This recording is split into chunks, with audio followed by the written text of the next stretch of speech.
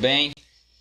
É um prazer estar com vocês, podendo falar um pouco sobre a PEC 55 e os movimentos sociais. Eu sou Felipe, sou assistente social do IFMG, tenho uma caminhada há algum tempo com os movimentos sociais, fiz mestrado na área, sou diretor sindical do Sinasef e IFMG, então venho acompanhando de perto os impactos dessa PEC no conjunto dos movimentos sociais. Primeiramente, também gostaria de dizer que é um prazer estar contribuindo com o projeto Dissecando a PEC 55. Acho que isso tem um papel fundamental na informação da população que ainda desconhece os impactos do que está sendo engendrado para nós, principalmente no que diz respeito a direitos sociais. É um momento de extremo ataque, estamos em vistas de perder algumas garantias básicas e fundamentais, como educação e saúde, porque o congelamento desses investimentos, que eu não vejo aí despesa, eu vejo investimento em saúde e educação, congelados a longo prazo, significa destruição desses direitos que foram conquistados a duras penas por nós.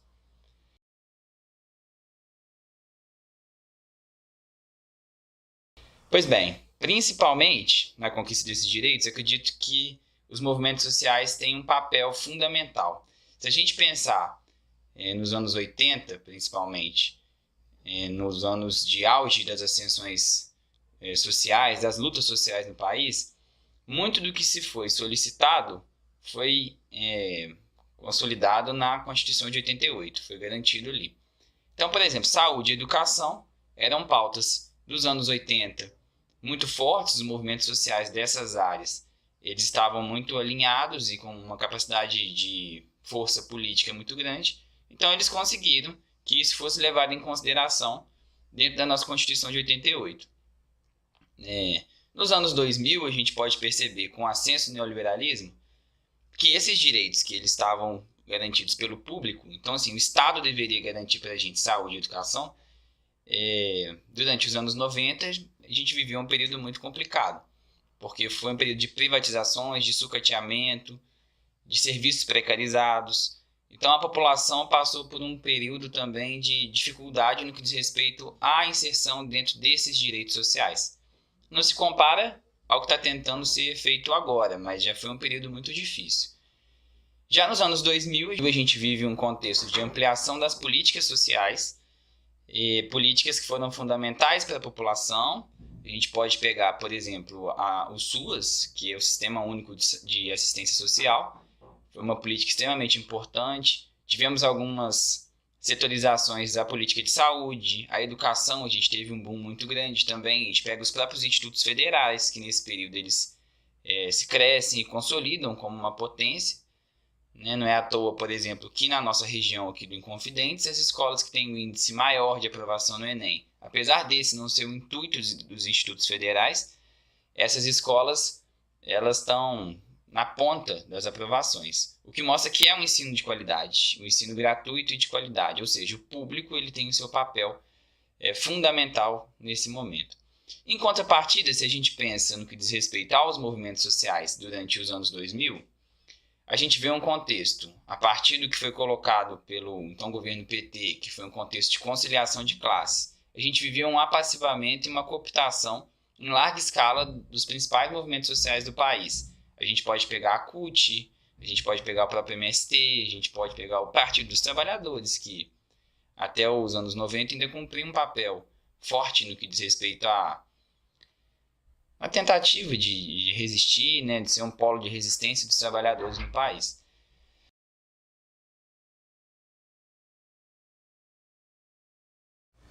Sem dúvida que esse contexto impacta decisivamente na conjuntura atual dos movimentos sociais. Quando a gente pensa os impactos a longo prazo que a PEC vai proporcionar à população, e aí a gente pensa na saúde, por exemplo, que tem os principais tratamentos mais caros sendo feitos pelo SUS, pela saúde pública, a longo prazo vai faltar dinheiro para que esses tratamentos se realizem. Na educação não é diferente. Os próprios institutos federais, que eu acompanho mais de perto, a perspectiva a longo prazo é de que alguns campi sejam realmente fechados. Não vai ter dinheiro para manter isso. As universidades já assinalam com a possibilidade de diminuição até do número de vagas ofertadas, congelamento de concursos públicos. É uma questão que a longo prazo vai afetar a população de conjunto, sim, e vai afetar gravemente. Então, nesse contexto, sabendo que a população vai ser afetada, é importante a gente pensar o que os movimentos sociais estão fazendo. E aí eu acredito que está o grande nó do debate hoje de movimentos sociais e a PEC 55.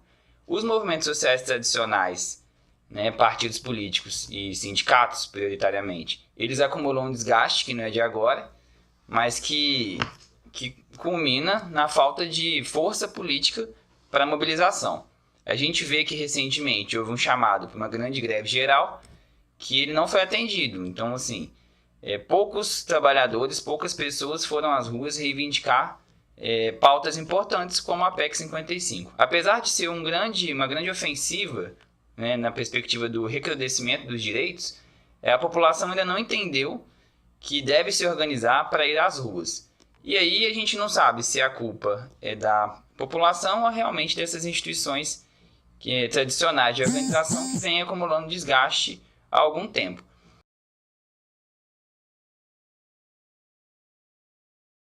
A gente pode pensar também, eu acho que é importante trazer para a discussão, que apesar de todas as dificuldades, esse período aponta uma grande possibilidade de unidade dentro dos campos dos movimentos sociais.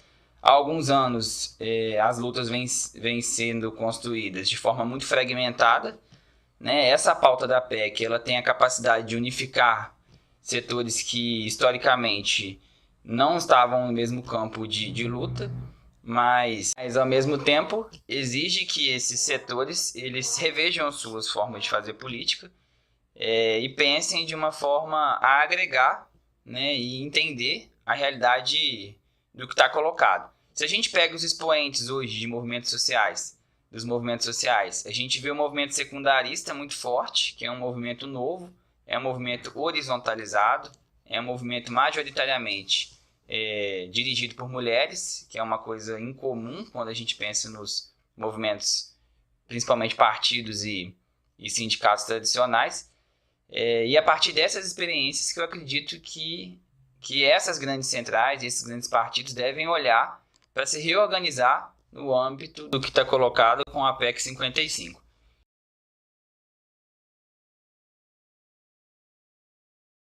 Então, é importante que se tenha a clareza de que os sujeitos, para serem protagonistas dessa luta de resistência, eles precisam de uma diversidade maior do que o que a gente vê hoje.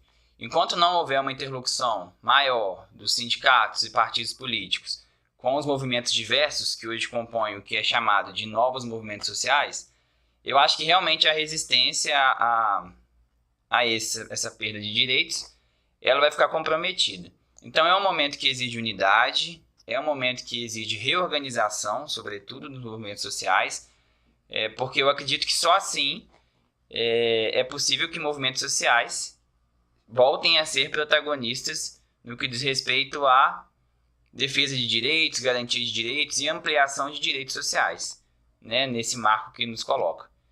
Enfim, é a contribuição que eu consegui fazer para vocês. Espero que atenda, né, que ajude um pouquinho. Isso também não elimina a necessidade da gente, quando vai discutir movimento social, retomar alguns grandes clássicos, retomar literaturas importantes nessa elaboração, mas de conjunto eu acho que atende.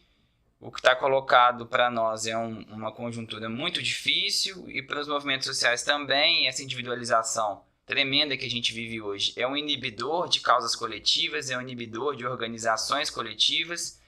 Então a gente tem que estar muito atento para esse contexto e enfim, pensar de que forma é possível resistir.